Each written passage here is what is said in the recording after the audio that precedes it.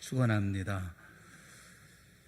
어떤 잡지를 보면서 그 잡지에 실린 기사 제목이 가슴을 아프게 했습니다. 제목이 뭐냐면 한 번 백수 평생 백수라는 제목입니다.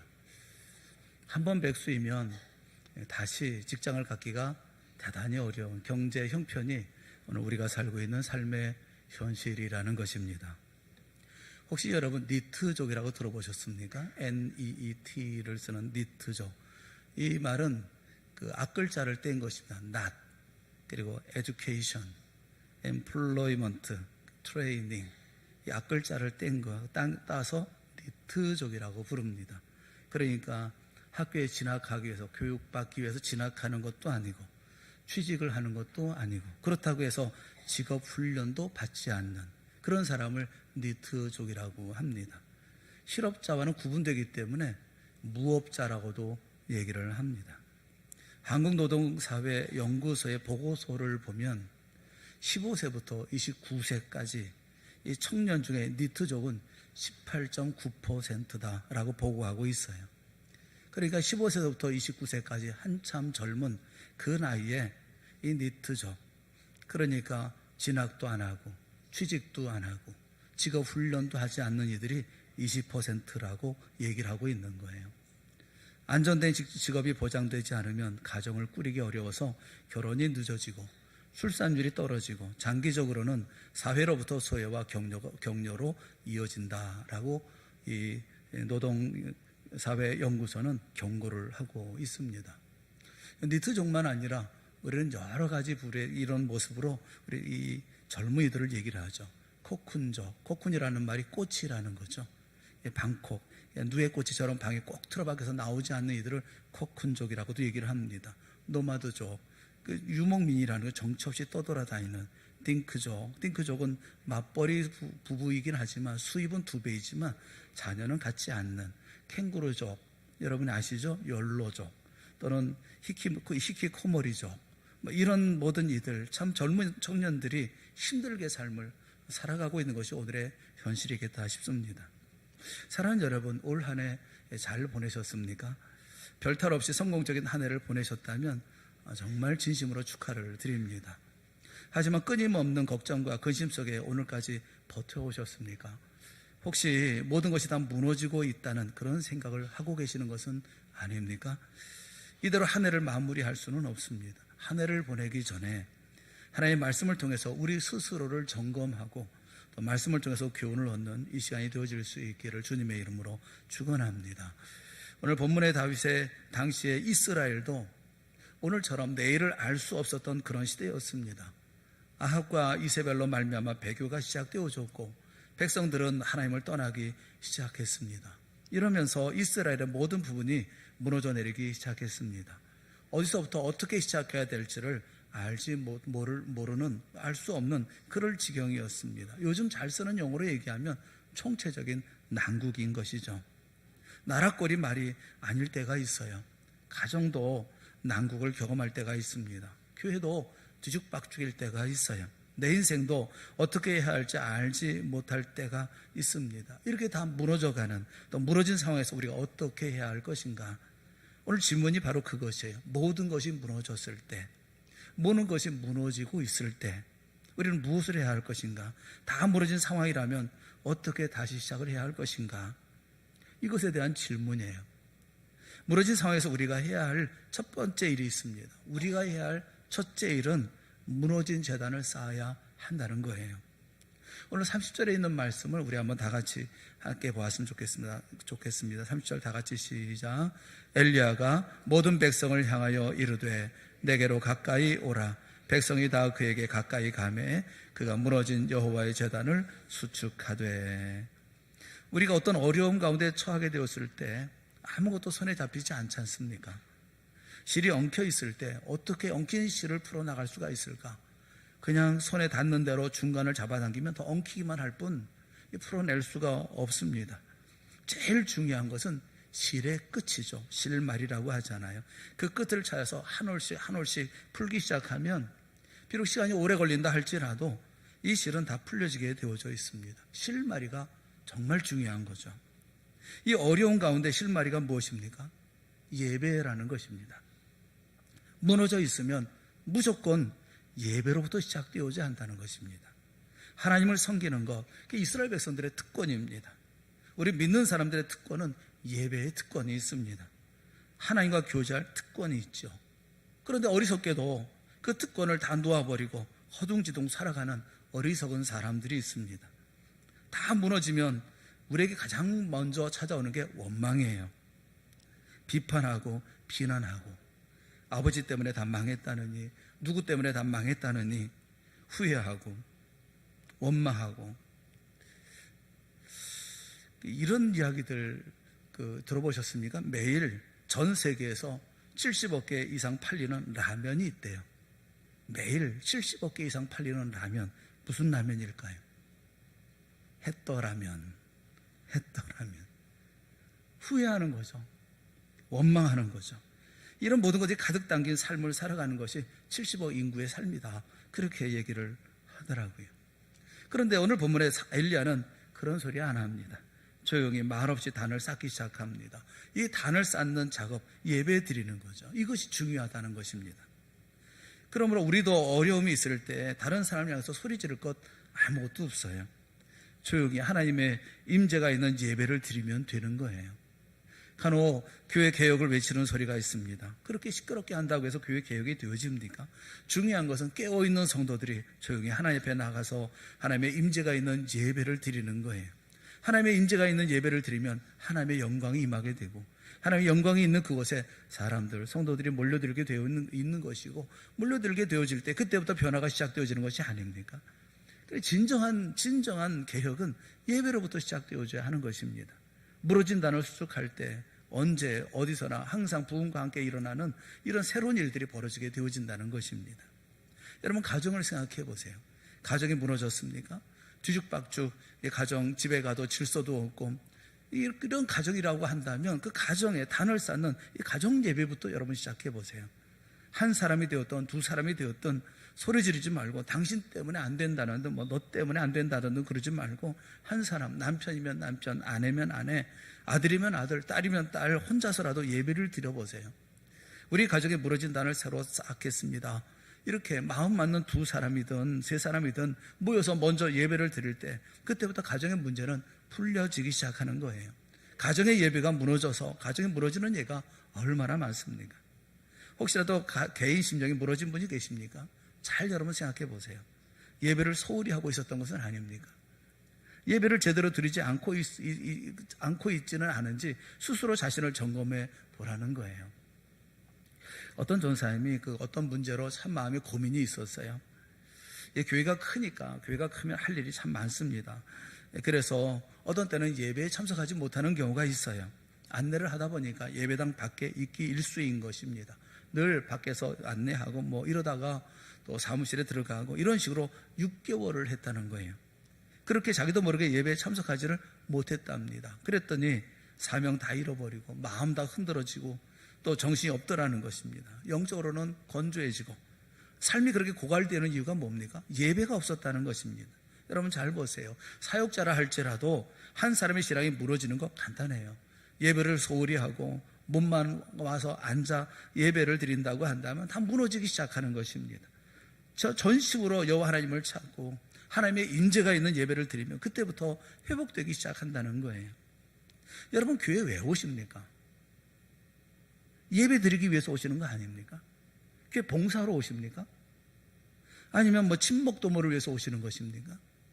아니면 계모임이라도 가지려고 이 교회에 오시는 것입니까? 교회 오는 이유는 예배 드리기 위해서 오는 거예요. 그런데 슬슬 예배가 지겨워집니다. 귀찮아집니다. 빠지고 싶고 앉아있는 것이 힘이 듭니다. 또 예배 시간에 잠도 옵니다. 설교가 좀 짧았으면 좋겠다, 그런 마음도 들어요. 왜 그럴까요? 예배를 왜 드려야 하는지, 무엇 때문에 예배의 순서의 의미는 어떤 의미인지 그걸 모르기 때문에 그런 것입니다. 예배는 반드시 하나님이 말씀하신 방식대로 드려져야 합니다. 이것을 규정적 원리라고 그래요. 예배는 우리에게서 출발하는 게 아닙니다. 하나님으로부터 출발하는 거예요. 하나님이 우리에게 찾아오시고 우리는 하나님의 찾아오심에 대해서 반응하는 거예요. 이게 규정이에요. 규정적 원리라고 그래요. 예배는 그런데 또 하나의 원리가 있습니다. 그것은 대화의 원리예요. 예배는 하나님과 그분의 백성 간의 교제이자 대화입니다. 예배는 하나님과 성도가 인격적으로 교제하는 시간이에요. 예배를 통해서 하나님 우리에게 말씀하시고 말씀을 받은 우리는 다시 하나님께 말씀을 드립니다. 하나님의 말씀으로 우리에게 자기 자신을, 하나님 우리에게 말씀으로 자기 자신을 우리에게 주시고 그 우리가 받은 말씀에 근거해서 우리는 우리의 모든 것을 드리는 거예요. 말씀을 받은 우리가 찬송과 기도와 봉헌으로 하나님께 드리는 것입니다. 이것이 대화의 원리인 예배인 거예요. 개인적인 능력이 사라지고 삶이 가라앉은 분이 계십니까? 새벽 예배 드려보세요. 하루하루가 무력감 속에 빠져있는 사람은 하루를 새벽 예배로 깨우면 승리할 수가 있어요.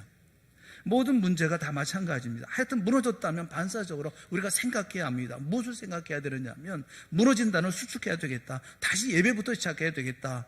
그러면 일어서게 되어진다는 거예요. 그리고 지속적인 승리를 위해서 해야 될 일이 있다고 한다면 내가 다른 것은 다 떠난다 하더라도 예배의 자리는 결코 떠나지 않겠다. 이런 모습이 있을 때 승리할 수가 있다는 거예요. 예배로부터 문제를 풀어간다는 얘기가 무슨 얘기입니까? 기본으로 돌아간다는 거예요. 영적인 생활에 있어서 기본의 회복은 대단히 중요한 것입니다. 기본을 무시하면 한두 번은 잘할 수가 있어요. 그러나 기본을 무시하면 어느 분야든 마찬가지예요. 결코 열매를 거둘 수가 없습니다. 스포츠에서도 기본이 중요하잖아요. 수영도 처음에 기본을 잘 배우면 시간이 가면 갈수록 성장합니다. 그런데 처음 배울 때 개 헤엄을 배운 사람은 아무래도 그 개 수준을 벗어날 수가 없어요. 절대로 속력이 나지를 않아요. 탁구도 그렇잖아요. 코치한테 제대로 배우면 실력이 느는데 그냥 동네 사람들끼리 모여서 치다 보면 그저 느는 건 싸움만 늡니다. 절대로 실력이 늘지 않아요. 기본이 중요한 거예요. 제가 여러분에게 동영상 하나를 보여드리려고 그래요. 눈 깜빡할 사이 지나갈 수 있는 동영상이기 때문에 눈 크게 또 여러분이 보셔야 됩니다. 동영상 하나 보여드리면 좋겠어요.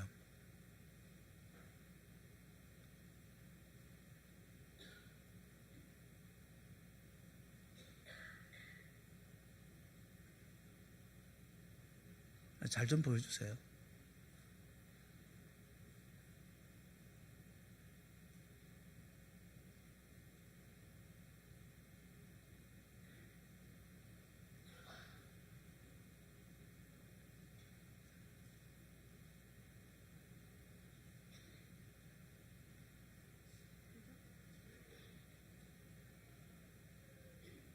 예, 지나갔잖아요.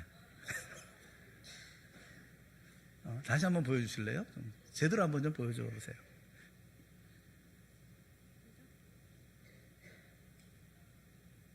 네.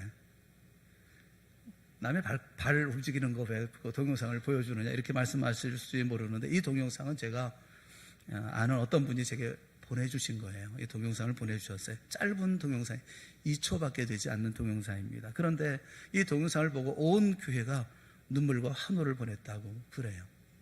이 발이 움직이는 이 영상의 주인공은 그 동혁이라고 중학교 2학년 남자아이입니다. 이 남자아이가 그 목 뒤에 혹이 생겼어요. 혹이 왜 생겼는지 혹이 생겼습니다. 그래서 대학병원에 가서 보니까 수술해야 되겠다 해서 수술을 받았습니다. 근데 그 수술하는 과정에서 보니까 거기에 피가 많이 고여 있어서 피는 이렇게 다 긁어내고 다 고여있던 피는 다 제거했는데 이 목 있는 부위가 이 신경이 많이 지나가는 곳이기 때문에 함부로 건드릴 수가 없어서 더 이상은 손을 댈 수가 없어서 그냥 피만 이렇게 제거하고 그리고서는 이제 수술을 마쳤어요. 문제는 수술하고 난 다음에 하반신이 마비가 된 거예요. 이 12월 3일 날 수술하고 12월 3일 날 이렇게 이런 문제가 생긴 거예요. 그래서 온 교회에 이 어머니가 또 목사님께 말씀드려서 온 교회에다가 문자를 보내면서 기도를 요청을 했어요. 병원에서는 하루 이틀 사이에 이 마비가 풀리지 않으면 돌아올 가능성이 거의 없다. 평생 하반신 마비로 살아야 된다라고 얘기를 했다는 것입니다. 그래서 온 교회가 이 아이를 위해서 기도하기 시작을 했어요. 생각해 보세요. 이런 아들이 평생, 이렇게 어린 아들이 평생 하반신 마비로 살아갈 것을 생각을 하면 온 교회가 다 눈물이 나는 거예요. 안타깝고 답답한 거예요. 그런데 그렇게 간절하게 기도하기를 열흘, 지난 12월 13일 아이 엄마가 발을 영상을 찍어서 보내줬습니다. 발이 움직여요. 그 영상을 보고 온 교회가 다 감사하고 감격하고 기뻐하고 그랬다는 거예요. 하나님이 살아계심은 다시 한번 느끼고 경험하고 그리고 하나님을 노래하고 찬송하게 되어줬다는 거예요. 여러분은 남의 발, 잠깐 움직이는 발처럼 보여줬지만 그 영상을 보는 순간에 그분들은 통곡하고 감격하고 감사하고 찬양을 했다는 것입니다. 여러분, 우리의 삶에 있어서 제일 중요한 기초가 뭡니까? 예수 그리스도인 거예요. 하나님이신 우리 주님 예수님이십니다. 예수 그리스도의 십자가, 그 사랑과 은혜와 은총의 인도하심인 거예요.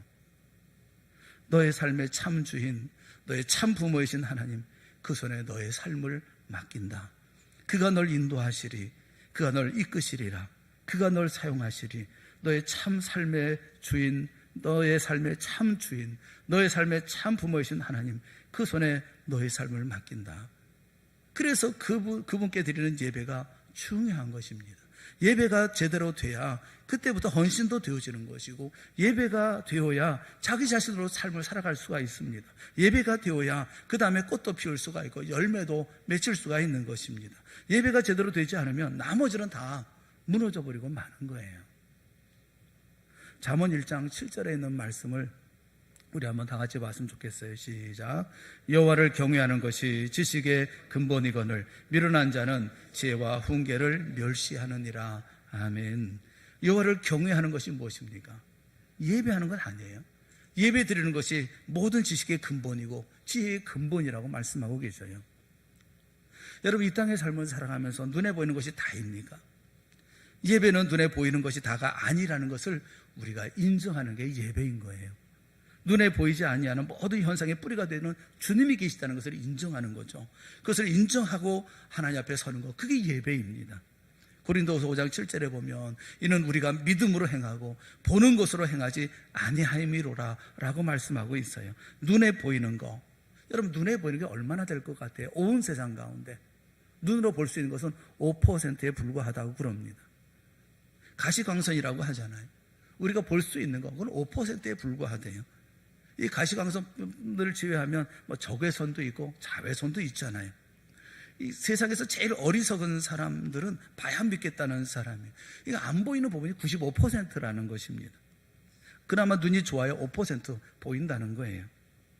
저희 집사람은 눈이 안 좋아가지고 멀리 떨어져 있는 사람을 볼 수가 없어요.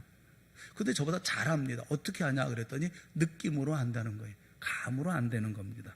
걸음걸이, 팔동작, 움직임, 이런 걸 보고서는 금방 안다는 거예요. 저보다 더 정확하게 알더라고요. 눈으로 봐야 아는 것입니까? 전파나 전기가 보입니까? 보이지 않아요. 그래도 이 안에 전파가 있잖아요. 가끔 가다가 벨소리 막 울리잖아요. 정신없이. 그럼 전파가 다 돌아다니니까 있는 거 아닙니까? 보입니까? 그런데 보이는 것만 믿겠다고요? 그 세상에 이렇게 어리석은 사람이 어디 있습니까?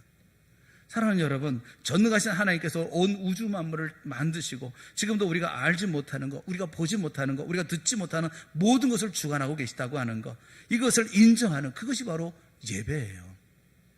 이것을 인정할 때부터 우리의 무너진 것이 회복되어지는 것입니다.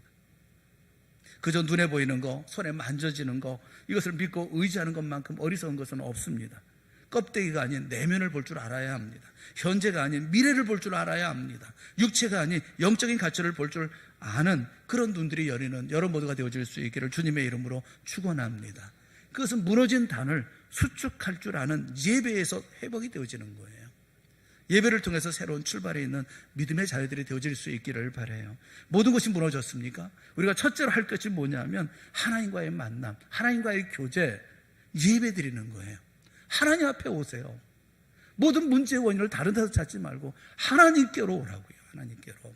그 모든 문제의 원인 되시는 주님 앞에 나와서 주의 뜻을 헤아리고 주의 계획을 우리가 물어보고 주님의 가지고 계시는 우리를 향하신 그 계획을 확신하고 주 앞에 서는 그것이 바로 우리가 드리는 예배 아닙니까? 무너졌습니까? 해결할 길이 없습니까? 엉클어져서 더 이상 어떻게 할 수가 없습니까? 예배하십시오. 혼자서라도 예배하고 가정에서 예배하고 교회에서 예배하고 예배에 집중하세요. 두 번째, 모든 것이 무너진 상황이라면 우리가 두 번째로 할 일이 뭐냐면 삶의 모든 부분을 재건해야 한다는 것입니다. 예배를 재건하고 삶의 무너진 부분들을 재건하는 것, 이게 단순한 예배만 재건하는 것이 아니라 삶의 전 영역을 재건하는 것이 필요하다라는 거예요. 마귀는요, 우리에게 좌절과 낙심을 줍니다. 그래서 아무것도 못하게 해요. 마음이 부정적인 생각만 떠오르게 만들고 미움과 질투만 떠오르게 만듭니다. 최악만 생각나게 하여 믿음을 붙들어야 합니다. 긍정을 붙들어야 되고 찬성을 붙들어야 되는데 낙심되는 쪽으로 끌려가는 거예요. 종로로 타는 거죠. 믿음으로 이겨야 되는 거 아니겠어요? 그 인디언들의 이야기 가운데 그런 얘기가 있죠. 우리 마음에는 두 마리 늑대가 산다. 한 놈은 화, 질투, 슬픔, 후회, 욕심, 오만, 자기 연민, 억울함, 거짓말, 헛된 자존심, 우월감의 한 마리가 있고, 또 한 놈은 기쁨, 평화, 사랑, 희망, 평강, 겸손, 친절, 자비, 진실, 믿음, 이렇게 이런 또 두 마리의 늑대가 산다. 그 어떤 늑대가 이기느냐? 답이 그거잖아요. 먹이를 많이 주는 쪽이 늘 이긴다라는 거 아닙니까? 악한 생각을 절대로 허락해서는 안 되는 거예요. 그 마음이 내 마음에 진치도록 내버려둬서는 안 되는 거예요. 말씀을 묵상하고 약속을 묵상하고 진리를 묵상하고 하나님을 묵상하면서 일상을 회복해야죠. 오늘 본문에 보면 엘리야는 12개의 돌을 모읍니다. 31절 말씀 우리 다 같이 한번 같이 보겠어요. 31절 다 같이 시작. 야곱의 아들들의 지파의 수요를 따라 돌 12개를 취하니 이 야곱은 옛적에 여호와의 말씀이 임하여 이르시기를 내 이름을 이스라엘이라 하리라 하신 자더라. 아멘. 여기 12개의 돌을 모았다는 거예요. 왜 12개를 모았을까요? 여기는 북이스라엘입니다. 북이스라엘은 10지파가 모여서 만든 나라예요. 남쪽 유다는 그 남은 두 지파가 세운 나라입니다. 그런데 엘리야는 지금 북이스라엘에서 제단을 쌓으면서 12개의 돌을 모아요. 이건 나만의 재건이 아니라 공동체의 재건, 이스라엘 전체의 재건을 말하고 있는 거예요. 다 무너졌지만 하나씩 하나씩 세우겠습니다. 그런 의지인 거예요. 온전함으로 세우겠습니다 라는 거예요. 우리에게 무너진 부분이 있다면 한꺼번에 다 세우려고 하지 마세요. 그럴 수도 없고 그렇게 되지도 않습니다. 하나씩 하나씩 회복시켜 나가는 거예요. 전부를 회복시켜 나갈 때까지 하나씩 하나씩 노력하는 거예요. 교회 위기라면 예배부터 회복시켜야 돼요. 경제가 회복되려고 하면 정말 중요한 것은 정직입니다. 싼 물건이 아니라 좋은 물건을 만들어낼 줄 아는 것, 이것이 회복되어지면 조금씩 조금씩 전체가 다 온전하게 풀려나가기 시작하는 거예요. 문화도 마찬가지입니다. 우리나라 문화는 술 문화지 않습니까? 술은 반드시 음란한 쪽으로 가게 되어져 있고 타락 쪽으로 가게 되어져 있어요. 그래서 새로운 건전한 것을 만들어야 될 필요가 있습니다. 명절날 모이면 술 먹고 고스톱치고 이것이 아니라 건전하고 재미있는 것을 교회가 만들고 전파하고 그러면서 문화를 이끌어 가야만 하는 거예요. 문화는 책상에서 만들어지는 게 아닙니다. 좋은 것을 실험하고 행하고 전파하고 그렇게 세상에 내놓아야 하는 거죠. 이 세상을 사회적 약자를 돕고 따뜻함이 있는 사회로 만들어 가려고 하는 작은 노력들, 몽땅 한꺼번에가 아니라 하나씩 하나씩 회복시켜 나가야 되는 것입니다. 이런 일을 하려고 하면 반드시 수반되어야 하는 것이 있는데 그게 바로 재물인 거예요. 오늘 33절 말씀에 보면 엘리야는 12개의 돌을 취해서 그래서 단을 쌓고 그 다음에 그 위에다가 나무를 버리고 송아지에 각을 떠서 나무 위에 놓고 그리고 통넷에 물을 떠다가 번제물과 나무 위에 부으라라고 얘기합니다. 3번 부으라라고 얘기합니다. 여러분, 여기 송아지는 누구를 상징하는 것이겠어요? 나를 상징하는 거예요. 내가 제물 되어지는 거예요. 그때부터 회복의 역사가 나타나기 시작하는 거예요. 나 중심으로 살고 나 좋게 나 편안하게 내가 위대해지고 내 이름이 나타나고, 여러분 이렇게 된다고 한다면 아무것도 할 수 있는 게 없어요. 가정이 무너졌던 것을 세우는 것은 다른 게 아니에요. 예배자가 각 분야에 들어가서 자기 자신을 죽이는 제물이 될 때 무너졌던 부분들이 하나씩 하나씩 일어나게 되어지는 것이란 말입니다. 아주 사소한 것에서부터 하나님께 드려지는 제물이 되어지는, 거기 회복이 있는 거예요. 우치다 겐지라고 하는 분이 쓴 엄마 말투부터 바꾸셔야겠습니다만 뭐 이런 책이 있어요. 그 책에 나오는 내용이에요. 나에겐 초등학교 4학년 딸이 있다. 퇴근하고 집에 와서 나를 반갑게 맞이하는 딸을 보고 하는 나의 첫 마디는 늘 이렇다. 숙제했니? 했니로 끝나는 나의 말에는 하루 종일 긴장 속에서 시간을 보낸 일터의 거친 감정이 여전하다. 대답은 아직 안 했는데요로 돌아오는 경우가 대부분이다. 나의 대응도 늘 비슷하다. 그럼 들어가서 숙제부터 해야지. 나는 왜 목소리를 높이는 걸까? 나에게 남는 건 원망 섞인 표정으로 나를 흘끼 쳐다보는 딸의 눈빛과 늘 저런다니까 왜 신경질을 내는 거야? 라는 듯한 딸의 뒷모습뿐이다. 말투 하나만 달라져도 부모와 자녀 관계를 높일 수가 있다. 어제였다. 퇴근하고 집에 들어서자 딸이 인사를 했다. 다녀오셨어요? 응, 그래. 라는 대답에 습관적으로 숙제했니? 라는 말이 나오려는 것을 참아내곤 숙제있니? 이것 봐라. 숙제했니? 라고 물을 때의 느낌과는 다른 따뜻함, 궁금증, 그리고 애정이 말투에 실려있음을 느꼈다. 아이의 반응이 궁금했다. 네, 독후감도 있고 일기도 써야 해요. 대화가 이어졌다. 아빠가 혹시 도와줄 건 없니? 라는 물음에 딸은 아니요 라고 답하곤 맞아, 내가 할 일이 있었지 라는 표정을 지으며 제 방으로 들어간다. 아빠에 대한 원망과 짜증은 찾아볼 수 없었다. 사소한 차이잖아요. 작은 차이잖아요. 숙제했니? 라는 말과 숙제있니? 라는 말. 그런데 그 작은 차이가 가족관계의 회복이 시작되게 하는 거 아닙니까? 뭐 거창한 일을 하라는 거예요? 대단한 일을 하라는 것입니까? 회복이라는 게 엄청난 일을 해야 되는 건가요? 작은 차이가 이것을 만들어내는 거예요. 그런데 그 안에는 내가 하나님께 드려지는 제물이 되어질 때 나타날 수가 있는 거예요. 예수님이 12살 때 가족과 함께 유월절에 올라갑니다. 유월절을 지키기 위해서 올라갑니다. 예루살렘에 올라가죠. 그리고 이제 돌아옵니다. 돌아오는 길에 부모들이 깜짝 놀랐어요. 왜냐하면 아들 예수를 잃어버린 거예요. 이곳저곳 찾아다니면서 결국 예루살렘으로 다시 올라가면서 아들을 찾습니다. 사흘 만에 아들을 만나요. 아들을 어디서 발견하냐면 성전에서 발견합니다. 성전에서 학자들과 얘기하고 있는 예수님을 발견합니다. 그러자 화가 나는 거예요. 불같이 화가 나는 거예요. 사흘 동안 우리가 걱정했는데. 그래서 어머니가 마리아가 그 예수님을 향해서 이렇게 얘기합니다. 아이야, 어찌하여 우리에게 이렇게 하였느냐? 우리에게 왜 이렇게 했어?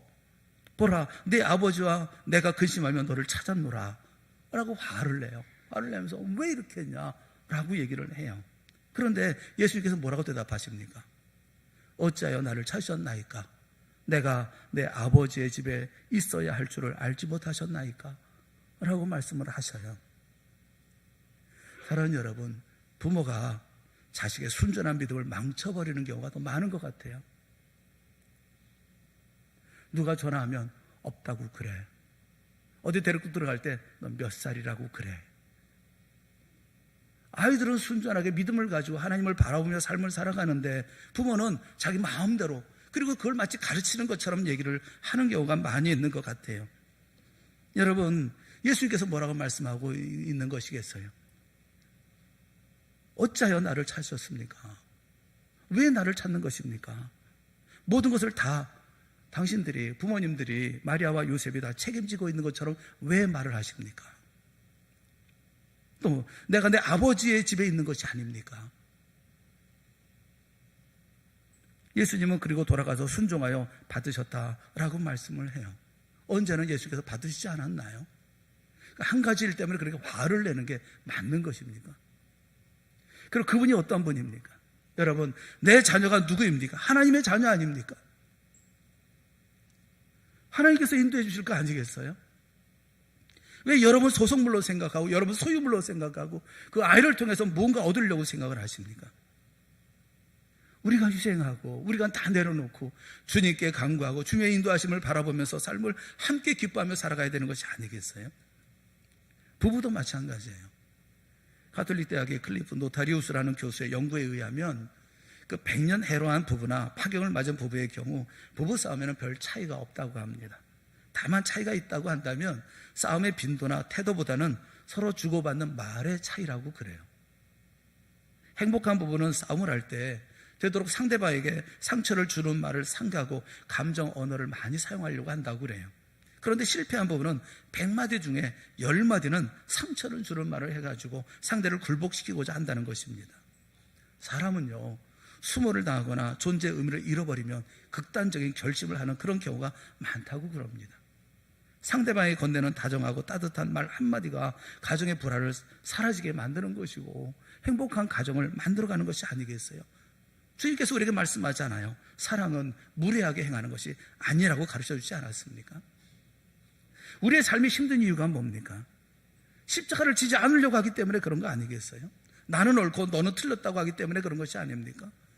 모든 무너진 것이 있다고 하면 그걸 수축하는 방법, 예배를 통해서 하나님 만나고 또 살아있는 내 영, 살아있는 영혼을 가지고 이 땅에 죽는 이런 모습을 통해서 그래서 열매 맺는 삶을 살아야 되지 않습니까? 그럴 때 전부가 살아나는 거죠. 썩어지는 한 알의 밀알이 땅에 심겨서 죽으면 30배, 6배, 100배 수많은 결 열매를 맺게 되어지는 것이 아니겠어요? 갈멜산 이 사건 속에서 우리가 깨닫는 것이 무엇이냐면 다 무너졌다 하더라도 풀어가는 수순이 있다는 것입니다. 다 어떻게 할 수 없는, 손을 쓸 수 없는 방법이 더 이상 어찌할 수 없는 그런 자리 가운데 있다 하더라도 풀어가는 순서가 있다는 거예요. 첫째가 뭡니까? 예배로부터 풀라는 거예요. 하나님 앞에 나오라는 거예요. 나와 하나님 앞에 예배하러 진지한 예배를 드리고 하나님의 임재가 있는 예배를 드리고 하나님의 영광을 경험하라는 거예요. 무너진 단을 수축하라는 거예요. 우리 주변에 있는 많은 무너진 모든 재단들을 다 하나님 앞에 수축하라는 거예요. 그리고 내 삶 속에서 하나씩 회복시켜 나가라는 것입니다. 십자가를 지고 내가 먼저 깨지고 내가 먼저 죽음을 통해서 이런 모든 것들을 살려내라는 거예요. 서두르지 말고 하나씩 또 조급해하지 말고 하나씩 해결해 나가라는 거예요. 이것이 성도의 사명이라는 것입니다. 오늘도 우리 개인과 가정과 교회와 사회, 우리의 소속된 모든 것들을 풀어낼 줄 아는 우리 모두가 되어질 수 있기를 주님의 이름으로 축원합니다. 문제는 수많은 문제가 있고 해결의 방법은 수많은 해결의 방법이 있다고 얘기하지만 성경은 우리에게 예배를 회복하라고 말씀하고 있고 그 가운데 하나씩 작은 것부터 회복해 나가라고 말씀하고 계셔요. 내가 십자가에 죽으면, 내가 희생 제물이 되어지면 그러면 그 가운데 하늘에서 불이 내려서 이 땅에 놀라운 역사를 이어주는 그런 역사가 있게 되어질 줄로 믿습니다. 여러분의 가정이, 여러분의 심령이, 여러분이 있는 모든 곳이, 그리고 우리 교회가 아름답게 귀하게 이렇게 하나님 앞에서 새롭게 세워지는 역사가 있기를 주님의 이름으로 축원합니다. 기도하겠습니다. 사랑의 하나님 아버지, 주님께서 우리에게 말씀하시는 말씀을 우리가 가슴에 담게 하여 주시옵시고 무너진 모든 재단을 다시 한번 일으켜 세우는 저희가 되게 하여 주시옵소서. 주님을 바라보며 예배하기를 원합니다. 진정을 다하는 예배가 되어질 수 있기를 원합니다. 하나님의 임재가 있는 예배를 드릴 수 있기를 원합니다. 우리 가운데 임재하여 주시옵시고 우리에게 은혜를 베풀어 주시옵시고 주님 바라보며 다시 한번 일어서는 우리 모두가 되게 하여 주시옵소서. 우리가 제단 위에 송아지가 되어지고 제물이 되어져서 우리 가정을 일으켜 세우게 하여 주시옵시고 우리 교회를 세우게 하여 주시옵시고 나와 만나는 모든 사람들, 내 가족, 모든 식구들을 일으켜 세울 수 있도록 또한 은혜 베풀어 주시옵소서. 우리 사랑하는 성도 까닭에 다시 한번 새로운 변화와 새로운 역사가 있는 귀한 은혜가 있도록 주여 은총 베풀어 주시옵소서. 예수님의 이름으로 간절히 기도드리옵나이다. 아멘. 우리 다 같이 자리에서 일어나셔서 620장 우리 찬송하겠습니다.